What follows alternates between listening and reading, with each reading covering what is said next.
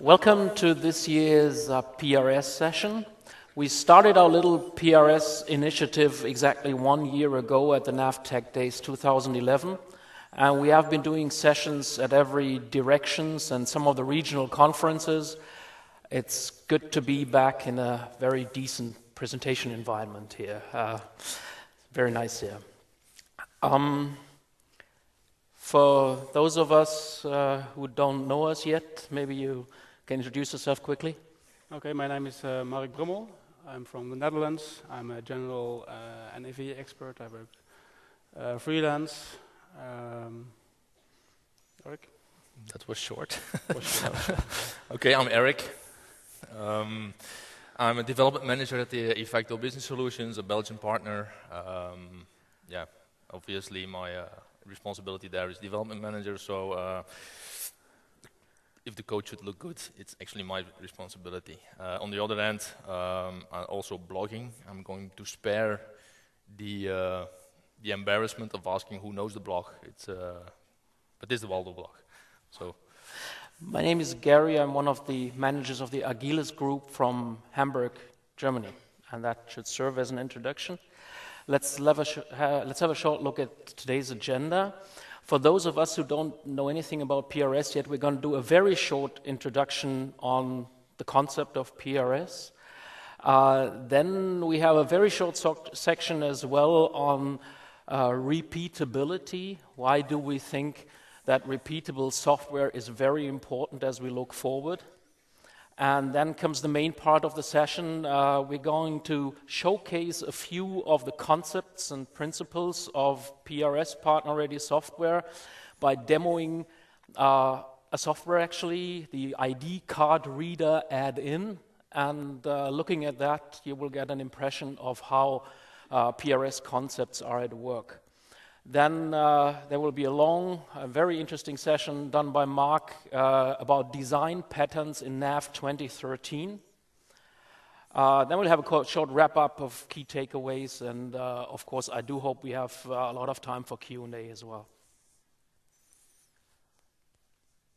So let's start with a bit of a recap about what is partner-ready software all about. It's a community initiative by partners for the channel. The starting point last year was we were looking at the partner channel and our experience in the channel, and we are finding that partners are less successful than they need to be. That strong word, but the ISV VAR model has failed or is significantly less successful than it needs to be. We had taken a look at the ERP world and found dramatic changes. Also, NAV's positioning is evolving and changing somewhat, as in comparison to AX, for instance.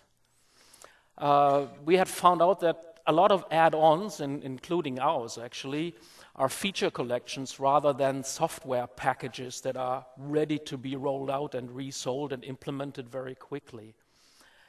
And we had also made the observation that in many cases, the business case, the sales and marketing side, and the software architecture side, and the implementation of the software are not a harmonized package, but somehow seem to be working not exactly very well together, or maybe in some cases even against each other. So what are our goals? What do we want with this initiative? We would like to contribute to turning NAV verticals into more volume deal enabled software packages. We want to contribute to establishing a professional production process that uses adequate tools and methodologies. And if you go to the expo area, you can find a few of these adequate tools right here. We want to identify, enhance key structural elements of the NAV code and the architecture of NAV. We're trying to bring fresh ideas and concepts to these architectural elements and to coding. And we also want to look for ways of making NAV verticals and the core product more app-like, so that it's easier to sell, to combine, especially if you think about cloud business. And last of all, last but not least, we want to facilitate more coherence and consistency along the complete process from the business case down to coding. That in a jiffy are the goals, so that we If we look at that graphically, we sometimes find that business case, marketing, implementation, architecture, and training does not exactly go together very well, and we would like it to look more like that. So that would, if your software package looks like that, you're fine, we hope. So, one of the main challenges of today, as we perceive it, just our interpretation, is how do we turn our software into repeatable, rapidly employable packages. We've been talking about that last year, and there are a few aspects that make this point even more urgent in our view than last year. So why are we so infatuated and obsessed with repeatability? First of all, of course, it's a prerequisite for cloud business. Cloud business essentially means that you have a lot of customers on the very same installation in one database. So if your package is not ready, not repeatable, not the same package for many different implementations, then cloud is not an option. Repeatability is also the basis for a profitable ISV master-VAR relationship as it is evolving right now. We even think it's a key success factor for on-prem business by making implementation cycles a lot shorter than they are right now. In the next few slides, we want to look explicitly at the new CFMD regulations, just covering a few aspects. If you haven't seen them, we do advise you to look at them, into them more closely. We just want to highlight what CFMD has to do with repeatability these days. Of course, there is a new NAV policy of annual releases, at least that's what's been announced along the way, that also stresses the fact of the need for being repeatability. There's a new pricing policy to NAV as far as NAV 2013 is concerned, and we'll look at that a little bit more. Then there is the NAV positioning in contrast to AX, and what does that mean by way of repeatability. So as we said, repeatability to us is more urgent than we told you in 2011, I believe. And just to stress that again, we're not speaking for Microsoft, and our conclusions are based on non-classified material only. This is nothing official that we showcase here. If you look at the new CFMD regulations, one thing is most outstanding. CFMD used to be mainly about quality and reputation and standing out. With 2013, CFMD also plays a big role in pricing. So non-CFMD registered solutions will cost you the object price minus a percentage, 30-something percent, times 4. So if you have a registered solution that you want to sell through the marketplace, and you have your individual number band, but it's not a CFMD solution, then you'll have to pay a lot for your objects. That's just the way it is. If you're CFMD, if you have the CFMD logo, the object price is still 0. And there are connected to that some questions that are not really very clear at the moment, at least not to me, about recertification, for instance, and also about how many customers need to be on the current or the version before that for you to be able to recertify. We have been talking to PAMs in Germany and in Belgium who both think that recertification is necessary every year or every second year, and that you need 6 to 10 customers on the very last or the version before.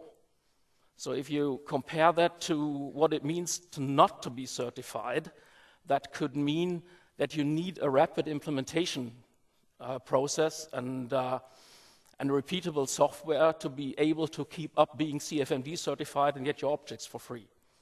But as I said, this is not quite clear. The messaging is not official, not quite clear. It's just the feedback that we get from the regional subs right now. But in any way, CFMD has become a key for competitive pricing. It's now linked to quantity somehow as well as to quality.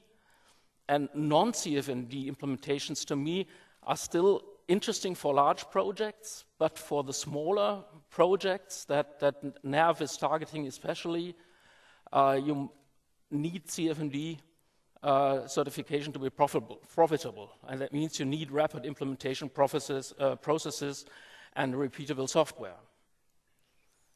If we look at NAV pricing and positioning,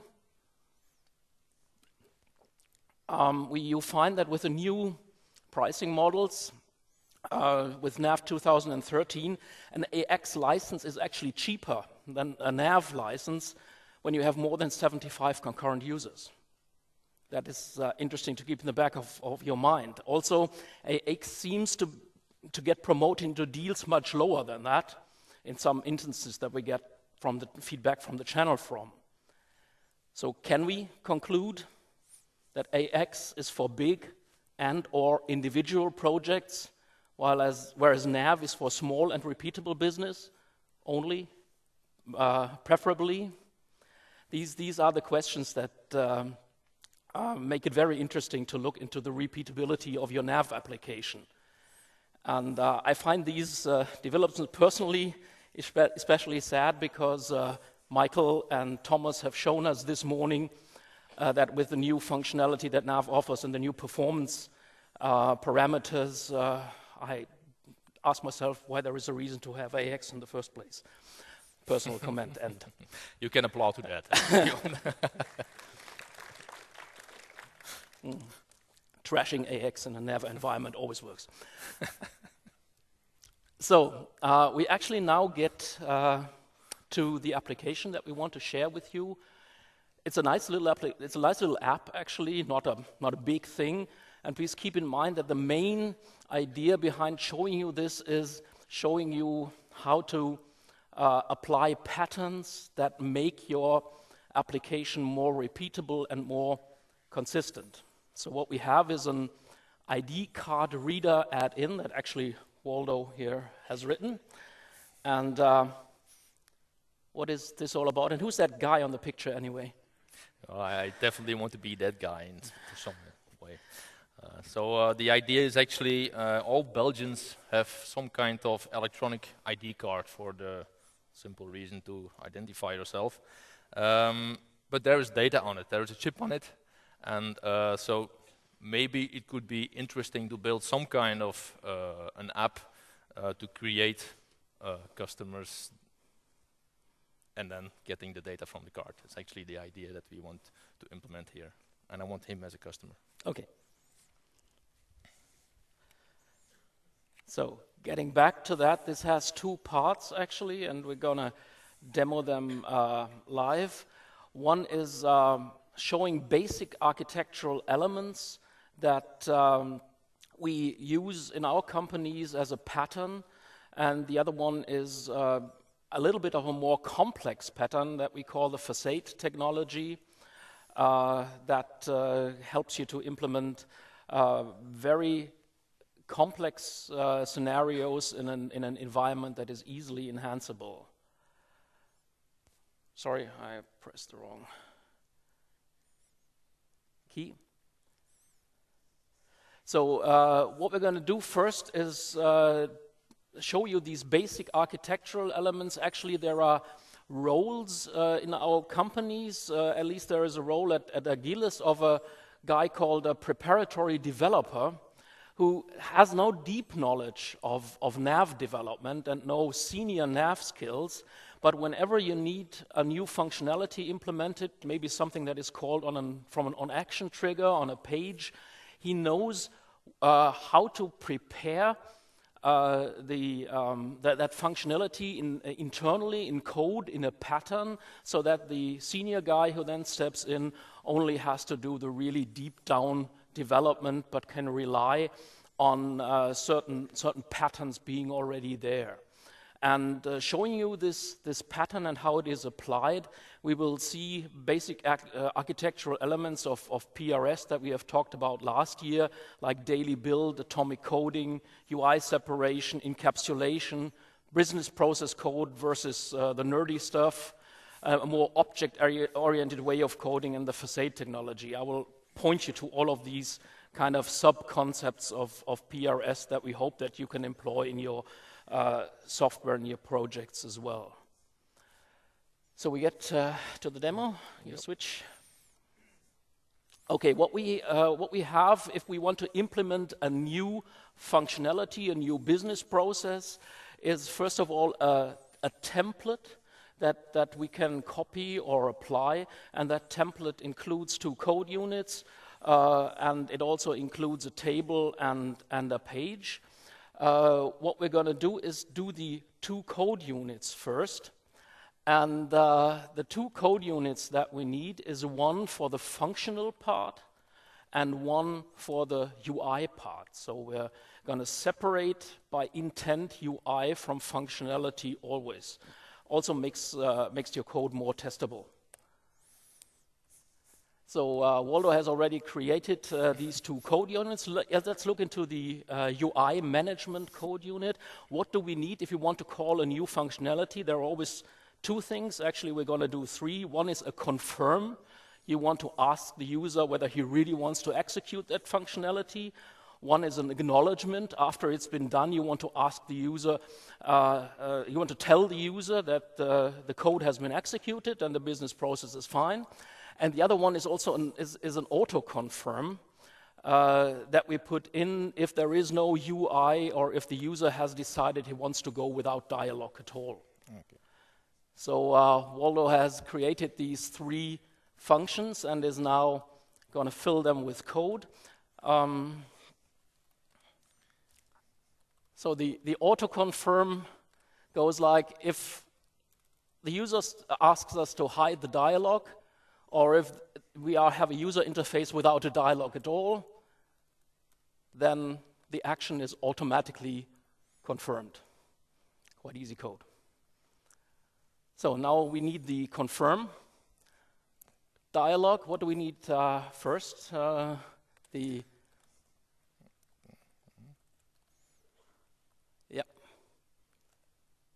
copy the hide dialogue as a parameter.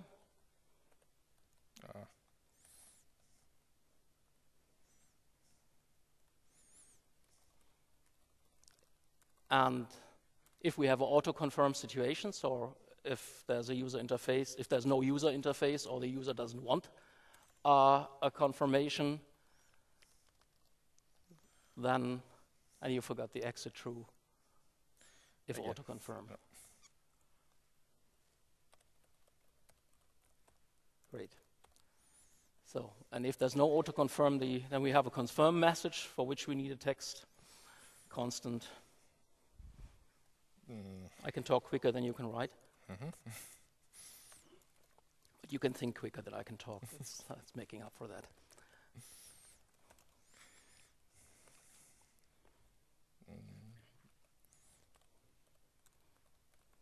Something like that. Okay. And also for the acknowledgement, we need a second text constant saying everything has been done successfully, or whatever. Something like that.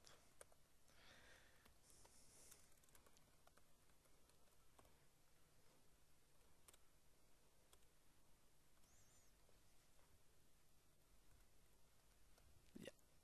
Perfect.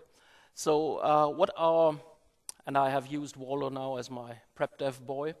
So what our proprietary developer, actually a role in our development team, would do first is give that UI code unit to the developer so that he doesn't need to think about it. Now we're gonna code the nucleus of the functionality. So what do we need for that? We actually want to do a card reader that applies to the customer record. So we need, all in all, we need 5 code units, 5 functions. 2 are about the functionality that we will actually deal with on the card reader side. So we're just going to prepare for that, but not fill that with code yet. The first is get data from card, and the second would be transfer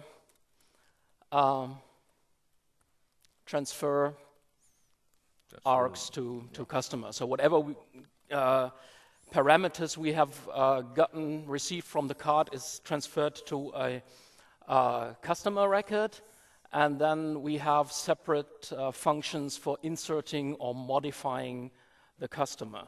What you see here is an extreme example of what we call encapsulation. So every step that needs to be done has its own function. The functions are very short and they are easily understandable. So if modify true, that's it. And here we need a Boolean, because if the customer cannot be inserted, it needs to be modified, so the insert goes with a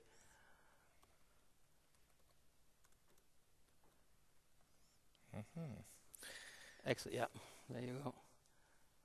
So we're not going to do the get data from card, and we're not going to do the transfer arcs to cust, because that's the deep down nerdy stuff that we will need the very techie developer for. But what we're going to do is we're going to write the main process functions. All of these functions, again, be as local as you can, will be local. Okay. There will be only one code unit that is going to be called from the class, if you want, from the customer table, and that is the one we're inserting now, read ID card. That is what we want to do, and that contains calls to all of the other functions.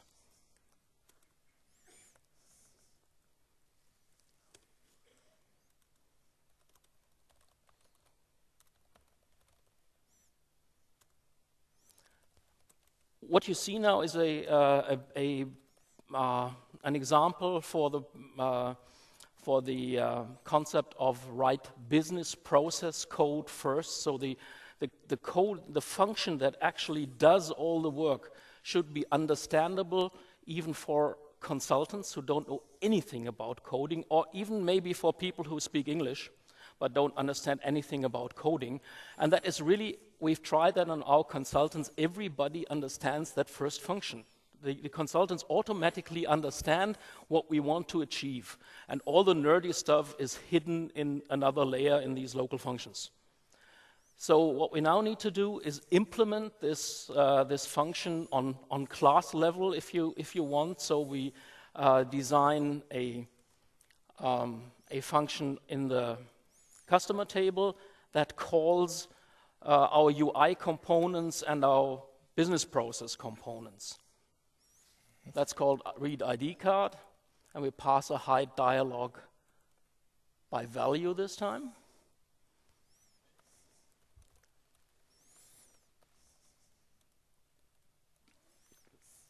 We declare our two code units that contain the UI components and the business process components. And then we just call them one by one. First we call the confirm.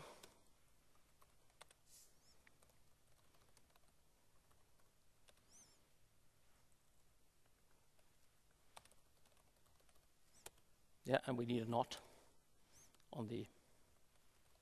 Sorry. Yep, that's better. Everything else will be slightly confusing.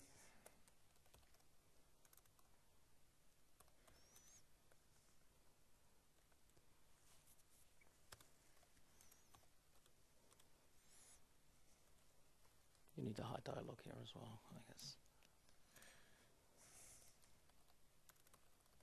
So we now have a very clear process of this method or function.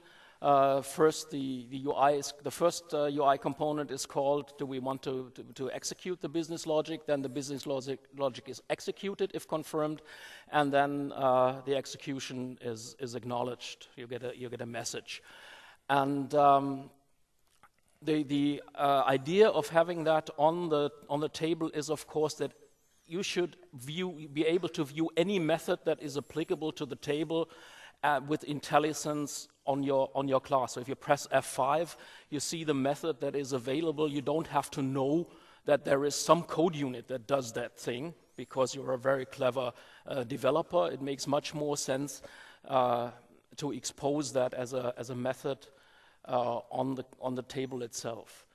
What Waldo is doing now, he is setting up the action. Actually, he's setting up the call from the customer page. Whenever we put code in an on-action trigger, it is just a call to a local function on the page, because we do not want to have to search all of these triggers for possible functionality. This, of course, has a different name. It has the same name as the function on the table with a this in front. This is quite the normal concept, for instance, in C. And it is also used, you will know that, in NAV, in these analysis views.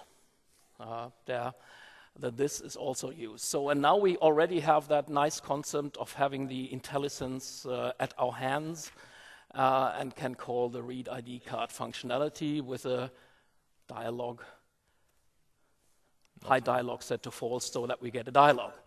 So everything that you've seen until now is normally done by a developer who is not very skilled. So Waldo does that today only, as out of courtesy. And that saves a lot of time. That's the first point. And it also makes for coherence in your application. So every one of our developers and even of our consultants know how that works and where to look for a function. You kind of always do it the same way. You have a pattern that you apply again and again. What we're going to do just now is put the actual functionality in. Mm-hmm. We're not going to show you that in deep detail now, but we want you to show that it actually works, that the card reader actually works.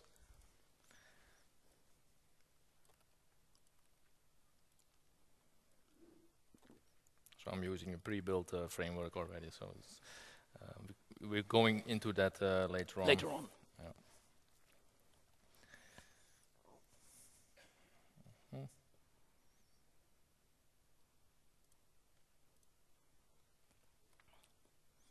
So we're just copying a bit.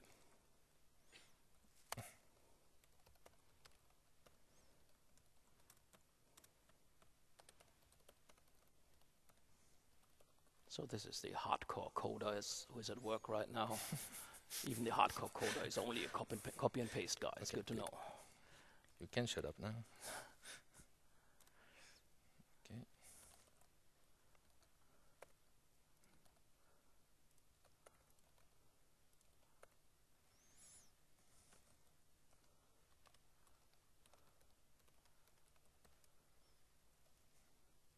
Yeah, just the other way around, I guess. No. Is it? Oh, just compile. Oh, fine. Oh, I think it's the other way around, yeah. It is the other way around. Yeah.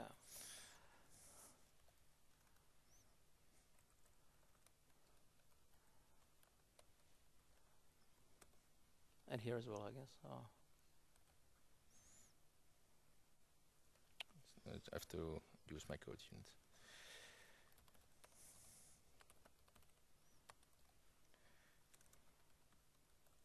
That's one question, by the way. Do you put the args first or do you put the class first? I always put the class first. You do it the other way around. But that's the creativity that is left. So everything should be... Okay, now you can show how the e-card reader works, if you're lucky. So I created a new action on the customer card. So let me try to use that. Should be this one. This is my question that I just added. Okay, that's the confirm. The cards reader is actually flashing, so it does something.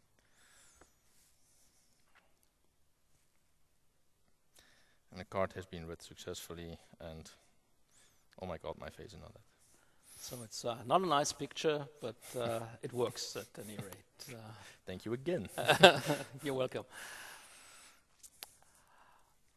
Okay, maybe just quickly what you've seen, that is the pattern of the preparatory development that we used. We have a template page, a template class, and then the template code units, one containing the UI, the other one containing the method, and the method is not coded to the very end. It's just that shell in which the more senior developer will put his functionality. And that at Agilis is done by a separate role. It can also be just a separate step in your development process. So the framework is being established for the business logic that is supposed to be put into that. And the developer can follow a predefined pattern, and he knows where he is, he knows what to do, all the insecurity is gone. Now, this is a very easy to handle pattern, but in some cases, the business case is much more complex. For instance, you can imagine that you have different card readers, that you want to read cards from different countries who might need a different DLL. And the question is, how can you do it can you do that in a repeatable way? How can you enhance your system without overwriting already existing code? And the pattern that we have for that is something that we call facade technology. It's a little bit more complicated, and you have 20 minutes to go through that. Okay, thank you. But you're not going to code from scratch because that would just be too complicated. Yeah. I will take, okay. Like Gary already explained, we want to be repeatable, we want to be flexible, to be able to implement rapidly, I guess. And let's suppose we were actually implementing this for the customer, for adding customers to our systems, but maybe I can think of it as kind of an app that is going to read ID cards. And then I have several problems. This app is probably going to read it for the standard application, customers, or maybe another part in that standard application, the contacts, or maybe something of my vertical, my patient. So I will have to be flexible in implementing this in different parts of the application. So that's something to think about. On the other hand, we have multiple countries in the world, which means that I have a foreigner coming over. Maybe I want to read that card as well. And I used for this, for reading actually my card, the Belgian DLL of that is actually, provided by Belgium.be. And I suppose Germany has got kind of the same DLL, or maybe not really the same, something else. So I have to handle that as well. I have to be flexible in reading the card. I have to be flexible in putting that into the standard code. So here is some kind of a framework, a collection of code units, classes, tables that I would like to implement with 3 parts actually. The top part being the business process level, let's say, where we put the business logic of the application itself. The person who is working on that don't actually care how it is read from the card, which DLL you want, and all those kind of things. All he wants to know is, or can do, is type cust.readID card, and maybe later on patient.readID card. So that's one level. The other one is the interfacing, the level that does that translation to from the process to the ID reader. I'm getting a patient here, and it's a German patient that is going to use this DLL. I'm getting a customer here, and this a Belgian customer, so he's going to that DLL. It's a whole kind of, it's actually kind of a stupid DLL, or what I say, DLL code unit, because it doesn't know anything. It only knows where to point to. It gets stuff and it sends it to other stuff. It gets, in this case, the arguments, and it sends it to the proper DLL. A bit like a CEO, you mean? Doesn't know anything but knows where the knowledge is. Sorry. And the main part, or not the main part, the low part actually is to read the ID reader. There is kind of a complexity there as well. Which DLL can I handle it with .NET interop? What do I do with classic clients? Okay, we don't use classic clients anymore, but anyway. So there are things to think about. I prepared this, obviously, because I'm not going to type that out. Let me start. I explained it top to bottom, and I'm going to do the bottom up, and then we have everything. Some concepts. If we are using DLLs, then I'd like to use some kind of wrapper. Not any business logic in it, just one container, one code unit that is going to wrap the DLL. For this code unit is never going to change, because the DLL, in my opinion, is not going to change. So I will be able to use this code unit a lot of times. So this is the first thing I did, using just via .NET interop, the DLL that was provided by Belgium.be, and I wrapped every, like you see, the initialization of the reader, initialization of the card, initialization of the ID itself, and then some properties that I can return to my arguments table. Now, we're using a table obviously, because I don't know yet how much data I'm going to get. And maybe in a new version, I'm getting more fields from the card, then I just have to provide new fields in my arguments table, and I can use that record variable actually to pass through all the code units. So this is actually the lowest one, just to wrap around all the properties and methods of the DLL that I'm using.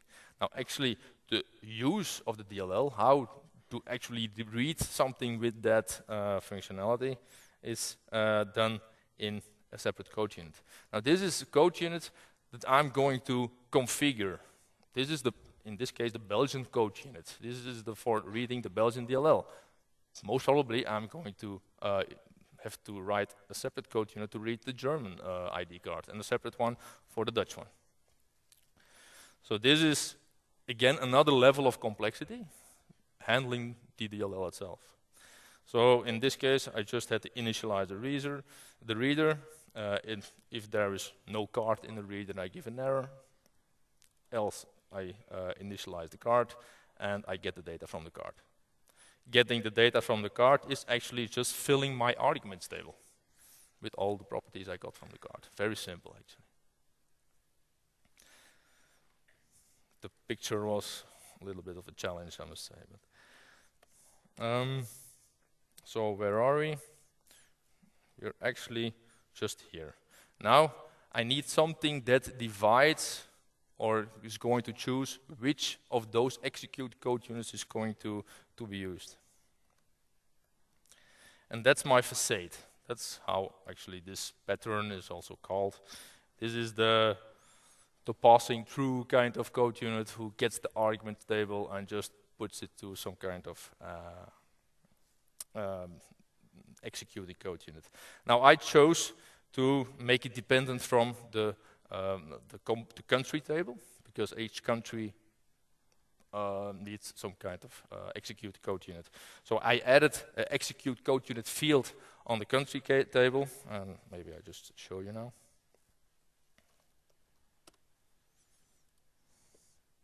As you can see, Germany has got code unit 53010, and Belgium has got another code unit, and so on.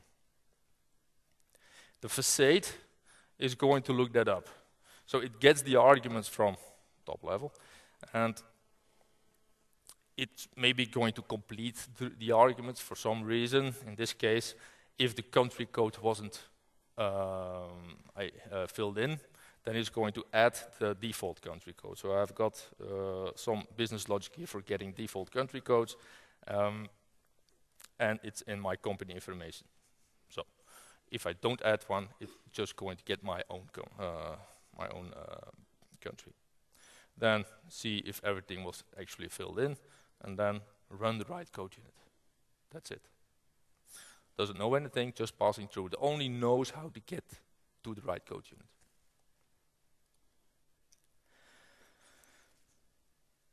Maybe go back. So that was this facade. It's going to choose these. And now I chose to be flexible on the business process level as well. Now, I can imagine, like I said, that this is going to be used for multiple parts in the program. We only implemented it now for the customer, but maybe it's also interesting for the contact. So that should be this interface. As you can see, this interface also uses UI, so I separate that as well. This UI is just for showing, okay, my card is being read, because sometimes it takes a while, and then the user thinks the system hangs. It's not actually true. The DLL just has to be loaded and all those kind of things. So I want to show that the DLL is loading. We show you that. This is a little bit different from what I showed earlier. You can see that I didn't put the insert in a separate function and all that. And that has got a very special reason, because I want this function to be very copyable. If I want, it is now called read cust ID card, and I want this to be very easy to change it to the read contact ID card, or read patient ID card. Actually, creating that function is just a matter of copying the function. This is obviously a contact then. And change this to contact. And it compiles, and that's actually all I have to do to make a function for the contact to work. And we are already, I think, on top. So that's actually all what the interface does.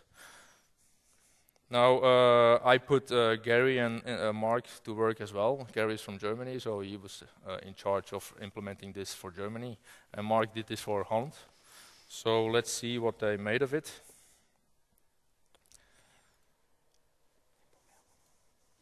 Create a new customer. This is my original function, by the way. I just created this during Gary's part. And this is my original function that I used. So it uses also my ID card. I'm going to add the Gary's ID card. He's from Germany, so I add now the country code Germany. Let me see if that works. So it actually works. Yeah, this is a much better picture. But excuse me? Much better picture. Yeah. So Gary did a little bit a shortcut. I'm in the wrong one. So what he did, he just changed the wrapper and put all constants into it. So, okay. So, but I trust Mark. He probably did a very good job in doing this. Oh, Dutch people are not that advanced. Okay. Okay. It's Mark who did this, okay? So I think what I try to do is do some generic stuff and still be flexible and be repeatable. If we change something on the business logic, we shouldn't change too much on the core functionality. Adding, for instance, a country extra is just configuring an extra code unit. It doesn't change anything on the business logic or on the core functionality. I also we made it flexible per entity in the product. Like we could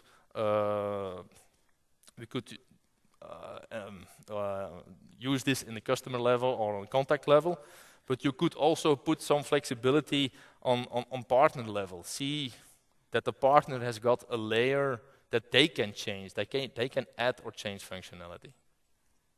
And on project level, obviously. So we can even extend this kind of framework. Yeah, so and this can even be more complex. In some of the implementations, we even flexibilize the decision process of which code unit is taken and made that customizable for partners or projects, so you can add another level of complexity. But we now come from coding or architectural design patterns to application design patterns, which is Mark's domain.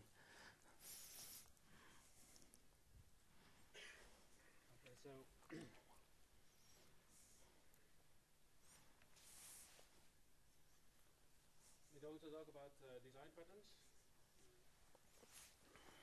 Wake up the technical guy. So we're going to talk about design patterns, and I choose for this presentation to dive into two design patterns which are in NAV 7 or 2013, which are the dimension part, which is redesigned, and the assembly part, which is a new piece of functionality which is which has been added to the product.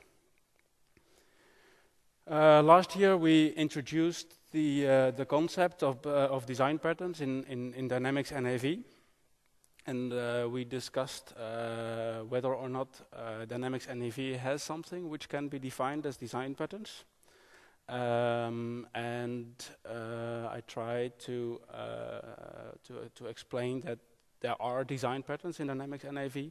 Only the design patterns are implicit. The compiler doesn't check them, but for example, Dynamics NAV has journals and documents and process patterns that we all know that have a journal, for example, has an entry and has a register. A document always starts with a number series.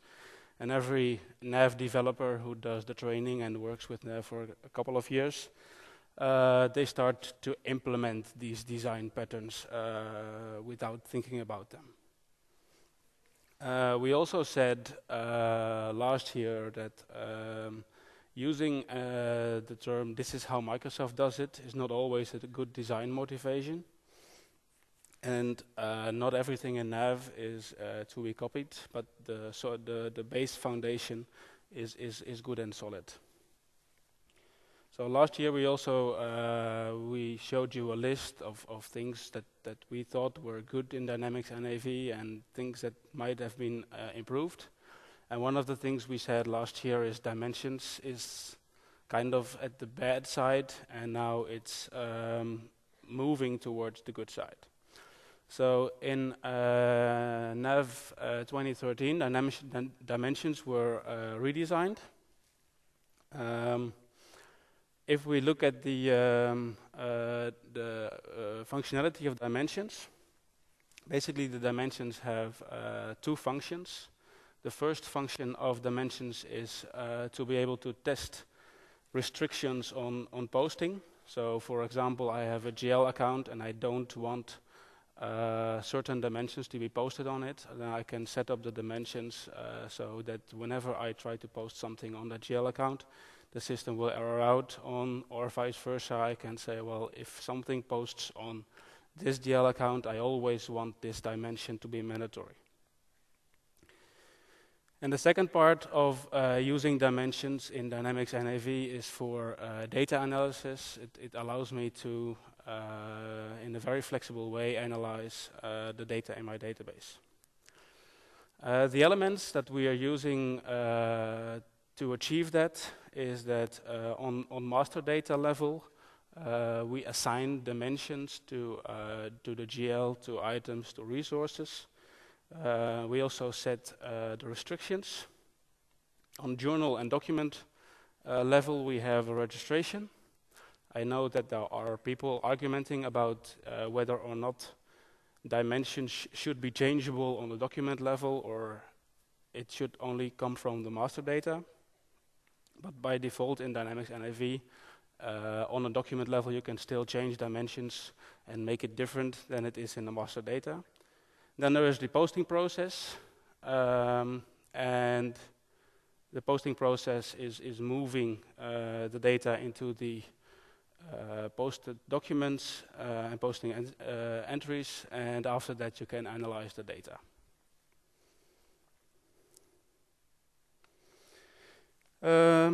The problems and challenges, the reasons why dimensions have been changed and redesigned in NAV is the first one is data storage.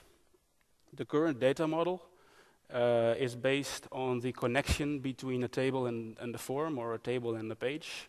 Basically, the traditional way of NAV thinking is whatever I see on my form or on my page is actually with that value in my database somewhere.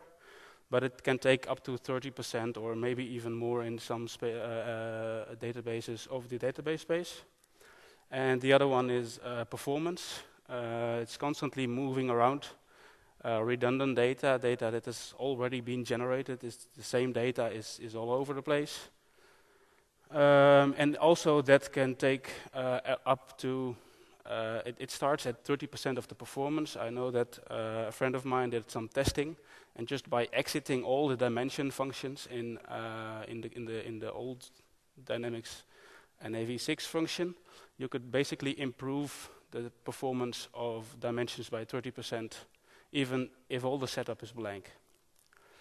And last but not least, if you want to implement dimensions on some custom development, there was massive coding required to move dimensions to your journal, to move dimensions from your document to the journal, to the entry. So if we look at the tables and the routines that are necessary for dimensions, we have the list of tables which are in NAV6 and earlier, and on the right it's NAV7. There we can see that for master data purposes, the tables which existed in NAV6 are almost unchanged in NAV7. This is also not the area where the problems and challenges are.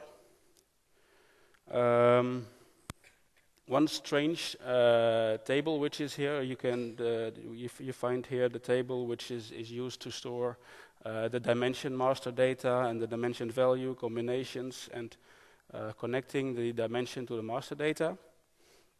One thing I asked Microsoft is why is the job task dimension still here? But the job task dimension is considered to be master data rather than document data. You can also set up multiple dimensions on the job task line. So these tables have not been changed in NAV7. The biggest change we see is the way the dimensions are stored in journals and documents.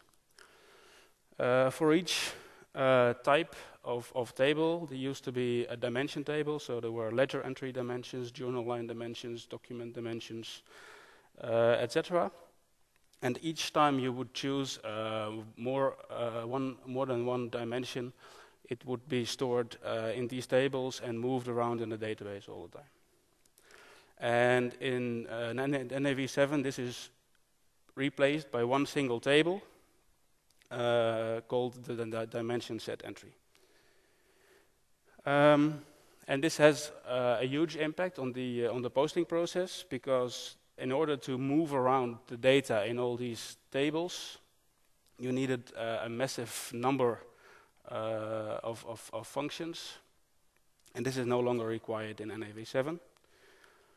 And also the analysis has been changed in this version. So what has been introduced in Dynamics NAV7 is the dimension sets.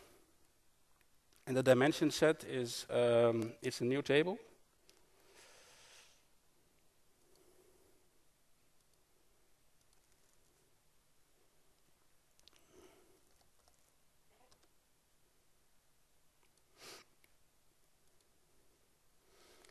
And basically it's a table with a primary key. It's the dimension set ID, and the rest are the fields that are familiar with us from the previous versions of Dynamics NAV. And rather than connecting each dimension individually to the object, the idea is now that, for example, in the sales line, it's always a challenge fighting a Belgian keyboard.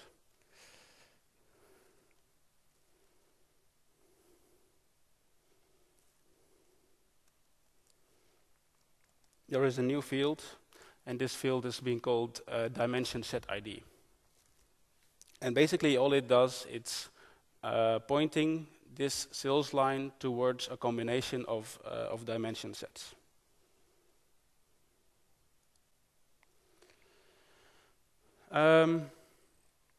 The handling of creating the dimension sets is done in the good old code unit 408, and this is also a code unit where you will start searching for changes. This code unit has been gone on a massive diet. The code unit used to contain all the functions of moving around the data in all the different tables, and now it's reduced in size by 50%, and I'm convinced it would have even been reduced more, but they reintroduced, of course, all the new functions that we need to calculate the dimension sets. If you want to implement dimension sets on custom documents or custom journals, there's one new function you should implement, which is show dimensions, because the biggest change here in dimension sets is that the data we see on a page is no longer the data that we have in the database. So if I have a sales line and I want to see or change the dimensions, I cannot just go into a table and filter and tada, the data is there. I need some CAL logic in order to do that. And there's also changes required in the other dimension functions. The functions like create dim, validate shortcut dim code, blah, blah, blah, the functions are still there. But if you look at the functions and you compare them to the previous version, you will see that they have been changed. The coding, I think the piece on top is a piece of code we all know, and I cannot imagine anyone liking this piece of code, but in order to move dimensions from a document or from a journal in order to start posting it, we first need to populate it into a temporary table, and then all these copy doc dim blah blah blah to whatever dim is called, and then a journal line is being called with extra parameters. And the people who are still here from the old days, they should remember that if you moved from 2 to 3, you had to re-implement this stuff into all your code units, which were back then still clean and nice and got polluted by all this temporary table dimension stuff. Fortunately, in NAV 7 this is gone. The only coding we do in NAV 7 is just move the dimension set ID from one table to another. The dimension set is unique, it doesn't change. And after that, I can just basically just run my code unit. So all this variable and temporary stuff is gone. And then at the end, I was very surprised to see that to create the item analysis of the analysis view entries, which is also something that most customers schedule at night and do asynchronously because it's a big impact on the performance. This code unit also has been changed, and they have implemented the query object in order to generate the analysis view entries. So let's have a look at how the design is done. So we already looked at the dimension set ID in the previous version. We had all these dimension tables, and all these tables are gone now and replaced by the new table. And if we look at the dimension set ID in each table, which is in standard NAV, which points to something that has to do with dimensions, it's always field number 480. So if I go to the purchase line,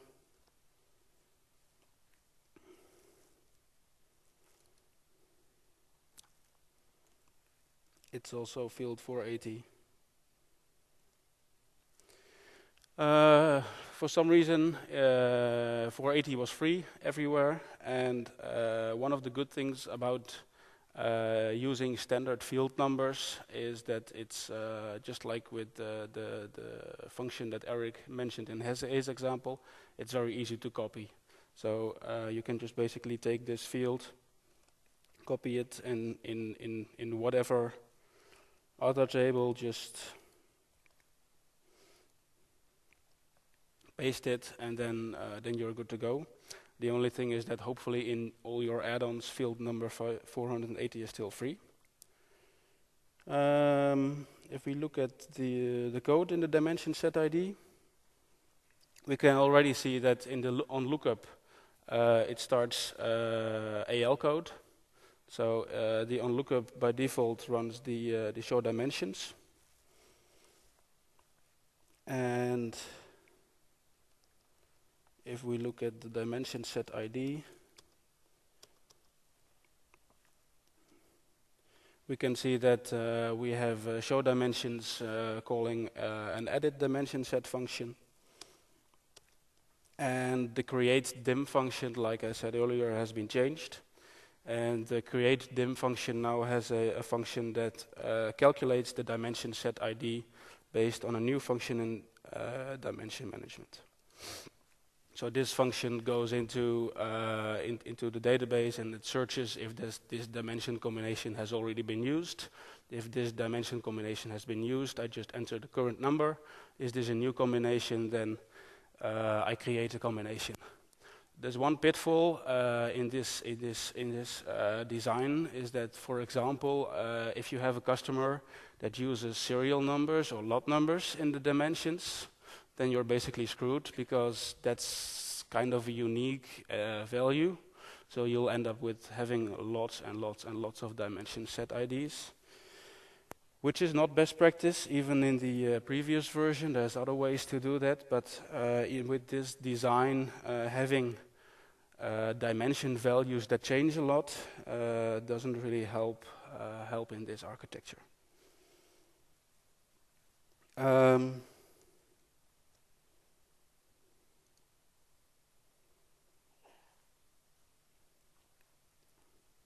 So if we look at the posting routines, for example, go to code unit 80.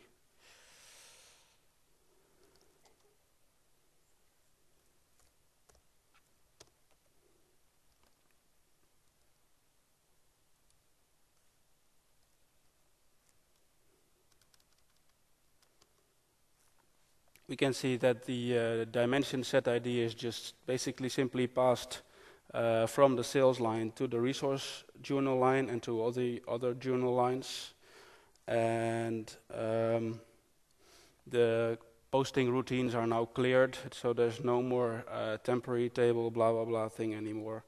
It's just basically a clean code unit, and again, that you could also just start running with the journal lines, because it doesn't need the dimension parameter anymore.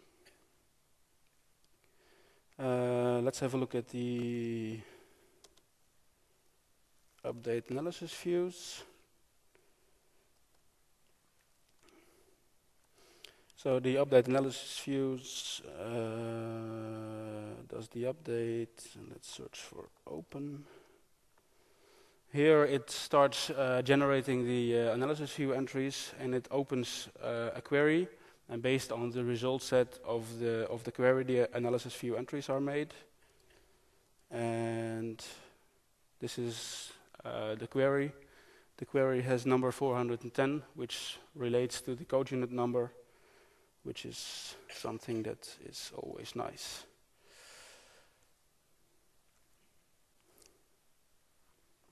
So this is basically how dimensions were redesigned in Dynamics NAV. They solved the issue of storage, they solved the issue of performance, and they solved the issue of all the ugly coding that needed to be done. So from my point of view, this is a way better design. But if we look at the design patterns that we have in NAV, we can see that a completely new design pattern is now introduced in NAV. Basically, This is the introduction of data normalization in Dynamics NAV, something that has not been done before. It's out-of-the-box thinking. It also emphasizes the object possibilities of the query object. It also shows that Microsoft is investing in redesign. And one of the interesting things is that the upgrade is done using T-SQL statements. If you go to the upgrade toolkit, you'll see that it basically goes into the SQL database directly, and all the upgrade stuff is done doing T-SQL, which massively speeds up the upgrade process. There is a possibility to downgrade dimensions. If you have a really big customer that is never going to upgrade or not going to do it in the next 10 years, you could basically decide to downgrade this, but then again you would not have the query object, so in order to, at the end, create the analysis entries, you would need to think of another solution. The second one, the second design pattern or piece of functionality in NAV7 I wanted to dive into is assembly. Assembly basically means creating an item from other items or resources.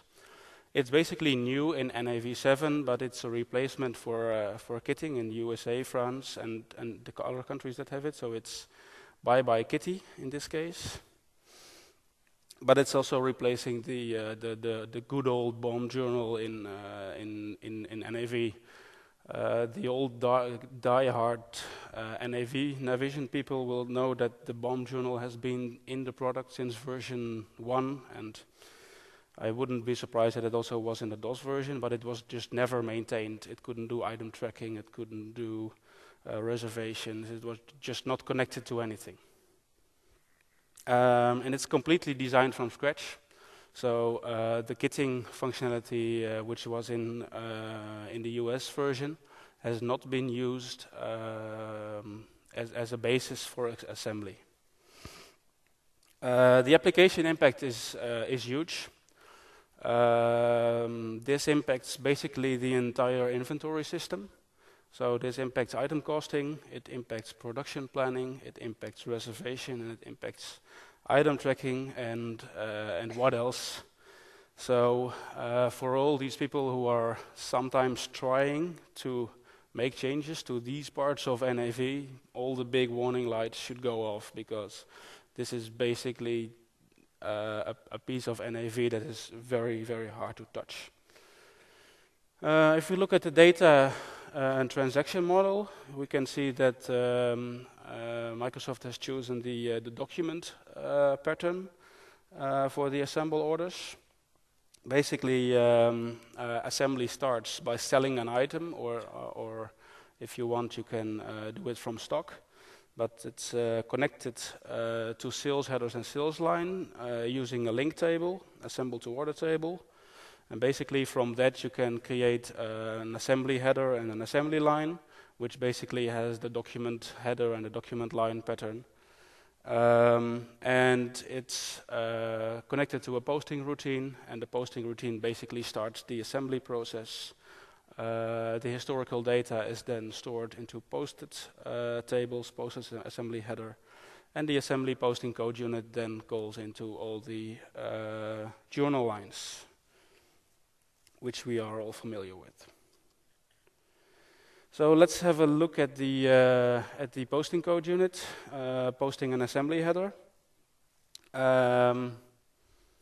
It is an interesting code unit to look at. It actually contains some PRS-like functions, like init post, post, and finalize post. Let's have a look at the code unit.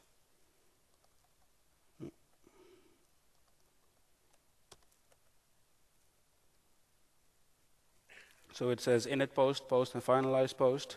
So maybe one of the developers was at our session last year, or we were in the Vetback doing the same presentation. But it also contains some weird things. For example, if you look at this code unit, the post function post function has some parameters. 3 of the parameters are code units, which are, in my opinion, strange things to be parameters of functions.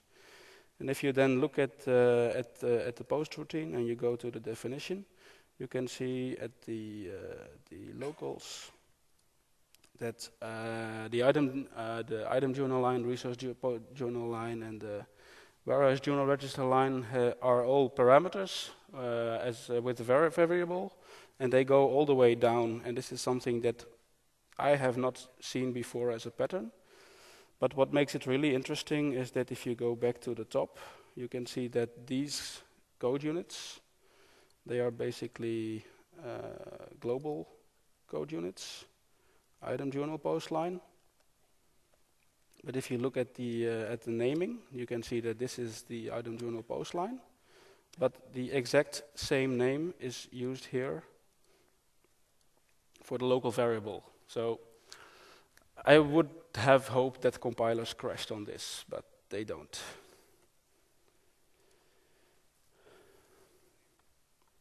Item ledger value and resource entries have been changed. And this is basically one of the main reasons why the entire costing and production planning system was changed. This is the biggest difference between assembly in 7 and kitting in the North American version. Basically, what kitting did in the US version was creating a dummy production order with a hard-coded number and use that for item costing. And in NAV 7, they have introduced proper item ledger entry types, but the introduction of new item ledger entry types just basically introduced the complete change of all the costing routines, because in all those routines it all of a sudden starts saying if consumption or assembly consumption or only for assembly consumption. And one of the strange things which is here is a blank entry, which also is something that I find strange. Item costing has been changed, like I said. If you go, for example, to a scary code unit like 5895,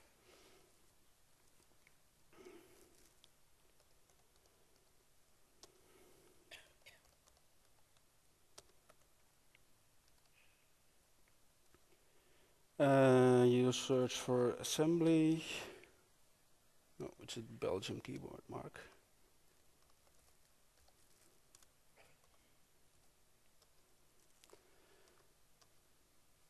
You can see that a lot of functions have been added in order to facilitate the assembly. And this is also just one of the examples that I found during the preparation for my presentation, is that here the adjustment gets assigned a variable, and then just 2 lines ahead it just gets assigned with a different thing. So key message is item costing has been designed, and it's a little bit scary, but I'm pretty sure that all the testing code units work, but testing code units don't check for nice code. Production planning has been attached to assembly. So if you have an assembly order, you can have production orders created from it. It's also a new replenishment system. So if you're out of inventory, the assembly process started. So these functions has been changed as well. It has been connected to the reservation system. There's 2 new code units, assembly header reserve and assembly line reserve. Tracking management has been changed. And now I'm missing my key takeaway thingy, but the key takeaways of assembly, the message that I want you to go home with is that I'm really glad that someone did a proper job in introducing assembly, because the way that assembly has been built into the product is done in a way that no NAV partner could have ever done because of all the changes in the core product. But please be aware that everything in item costing has been touched in this release. So be a little bit cautious with, and you have to do a lot of changes with your add-ons if you want to implement this. Okay, thanks, Mark. That brings us to the last few bits and pieces of our session today. Mark has already presented a few key takeaways. We have some more, if you can turn the page, that pertain more to the first part of the session. Can you? Yep. So a few considerations for you to consider, to take away when you leave. I always think of a smartphone as an app collection that gets you through the day. What if we think of an ERP system as an app collection that gets you through your working day? And what if you, as partners, contribute to the multiple apps that make up a nice ERP system? For that, I think a flexible enhancement strategy is the key to a globally sexy product. And repeatability, as mentioned a lot of times, is the key to a significant footprint in the market, which all of us needs and which Microsoft needs. And well, the last sentence that I always like to close with is get the product and the marketing people to work together on the same page and on the same level. I think that is vitally important for our future success. There are a few upcoming, can you turn to the next page? Yeah, a few upcoming PRS sessions. One is at the German Airlift in Leipzig. This is the first time that the PRS session will not be done by any of us, but it will be hosted by Rainer Fischer from Impulse, also very well known at Welbeck, I believe, and hopefully Marius Fonario from Informa Germany. This will be all in German. And then the three of us will be together at the US Directions in Phoenix again, talking about core architecture. So this, I think, brings us to our resources. You will have that on the deck when you download it. I know that our website is not where it needs to be, but we all have jobs as well that we need to take care of. So, Q&A. We have a few minutes left, I believe, and a few T-shirts to give away. And I will run around. And there is a. Can we get the microphone over there? That will be good. Yeah. Oh, we will get to you as well. How about filtering? There was possibility to filter the different dimension combinations of, for example, we had cells which has dimension A value A1, dimension B value B1. Now this is stored as a combination. I can see the possibility of filtering by this exact combination because ID will be the same. But what if I want only first dimension value records to be displayed? How this is implemented and how can be done? The global dimension 1 and global dimension 2 are still on the table. That has not been changed. Good. And what about the three dimensions? Sorry? What if I have 3 dimensions? Then you would just have to do it in the traditional way, adding global dimension 3, or I mean, you could have never filtered on the third dimension also in the previous version. You could not have done it. Or work with queries. Or do a query or something else. There was a question over there. Yeah, query is, I think, a good idea. With the flow field, of course. Yeah. There's tons of solutions, but out of the box it doesn't work. This is a question to Mark. I want to know the use of table 481 means. I tried to understand that, but I couldn't. It's dimensions at tree node, I guess, table 481. Sorry, could you repeat the question? I want to understand the use of table 481. The table 480? 481. 481, okay. I haven't dived into that. It was just too short. I didn't have time to do that. So, but I will look into it and try to blog it, put it on my blog. Yes, look at Mark's blog. So we'll try to answer that on his blog. Wait, I'm coming. Okay, that's the answer, which also gets a shirt. The question was, can you repeat the question? So the question was, what is table 481 for? The table is for searching if the combination is existing. Okay. And it is rather complex way of doing it. For each combination value, there is a combination value ID, and they are used in ordered in starting from the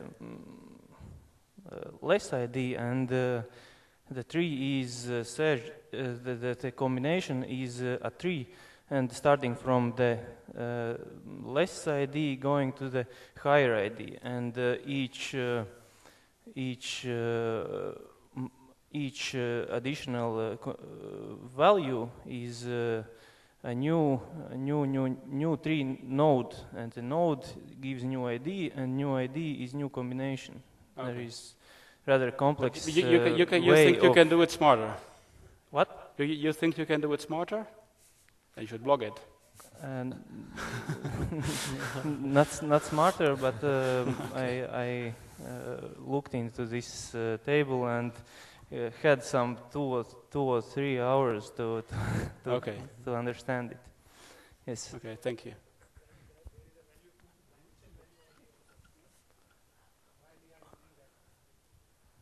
I will try to look into it. Okay, do you have some more, or are you eager to get back to your hotels to enjoy the evening? Yeah, there's one question over here. Can we...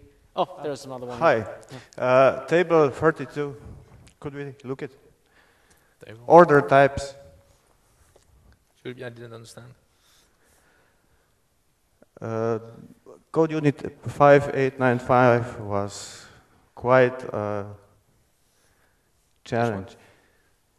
So they introduced for inventory purposes also order types for also service orders, transfer orders, production orders, all are now in order type. And all of this is also completely redesigned for inventory posting. Okay. So that's quite an issue to be considered in this version. Yeah, it has some more impact beyond what Mark has already pointed out. That is, I would really like to ask Microsoft from this position to really strongly look at those pieces of NAV in one of the next versions, like reservation and item costing. There's really stuff there that could be redesigned. The thing is that if you run the testing code units, I'm pretty sure that at the end the result is perfect from a business perspective. But for a developer to dive into it and make changes and try to understand it, it's just a really difficult piece of code. Do you know maybe if there are some changes in item tracking? I mean lot numbers, serial numbers, because it's rather strange done. The general architecture of item tracking has not been changed for what I know. Okay, thank you. but that's item tracking and reservations are a very touchy subject as well. There was a question over here? Did you? Okay, you'll get the microphone. Okay. I wonder, will you do any documentation of design patterns? You have mentioned a couple of design patterns in NAV, but have you done it any formal with the process, documents and so on that could be easy to read on? I know you have talked about it, but is there something about it that you can You get can a try to read better my view book. with pros and cons? Pardon? I think my book contains a lot of information about that. I wrote a book about Dynamics NAV, and it basically explains, it doesn't use the term design pattern yet because we invented that for ourselves last year, and I wrote the book before that. But my book contains tons of flow models and explanations on how that works. Just look for Mark Brummel on Amazon or anywhere. But we also wanted to create a website that hosts all of our kind of ideas and internal patterns, and also put up a wiki. Right now it hasn't happened yet just because of lack of time, but we actually hope to do that. So from time to time, please do call, look at our website, or follow us on Twitter and we'll let you know. Mark, do you have any other information about the upgrading process? You told something about T-SQL. What other information do you want? In which way will be made a passage between 2009 and 2013? Could you repeat that last bit, please? I'm thinking about the upgrading from a database point of view between 2009 and 2013. All this dimension redesign, do you have some information about how will be managed the upgrading process? What I did is I always try to be current with my own production database, which is not that much, but I do my own inventory my own invoicing, and I upgraded my own database, and that's where I discovered that it was all done in T-SQL, and I reported some bugs because, of course, I had deleted some dimension master data, and it didn't incorporate that. And that's where I started looking at the fact that the entire dimension conversion was done using T-SQL. Basically, it generates a couple of temporary tables and populate that, and then using basically the most important reason is to use the power of the SQL engine to be able to do it faster, because if you have 33 million dimension entries, you can imagine that it takes an awful lot of time to do that conversion. And one of the things that is always interesting about the upgrade toolkit is that if you investigate the upgrade toolkit, it's the best way to learn all the architectural changes in the product. There's one more question. No, just wait for the microphone, please. It's very difficult to hear the questions.